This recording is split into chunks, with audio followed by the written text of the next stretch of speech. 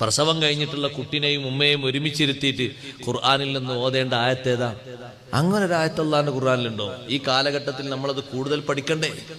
ആ കുട്ടിയെയും ആ ഉമ്മയെയും കൊണ്ട് എല്ലാ ദിവസവും ഇങ്ങനെ ഹോസ്പിറ്റലിലേക്ക് നടക്കാൻ വിധിക്കപ്പെട്ട ആളുകളാകരുത് നമ്മള്, ഹതഭാഗ്യരാകരുത്. നമ്മൾ അവർക്ക് നല്ല ആത്മീയമായ വെളിച്ചം കൊടുത്തിട്ട് നല്ല ആരോഗ്യത്തോടെ അവരെ വളർത്തുന്നവരാകണം.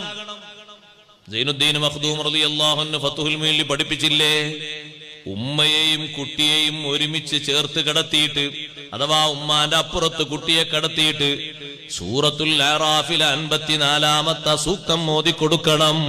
ഇന്ന റബ്ബകുമുല്ലാഹുല്ലദീ ഖലഖസ് സമാവാതി വൽ അർള ഫീ 6 അയ്യാമിൻ ثم استوى على العرش يغشي الليل النهار يطلبه حثيثا والشمس والقمر والنجوم مسخرات بأمره ألا له الخلق والأمر تبارك الله رب العالمين.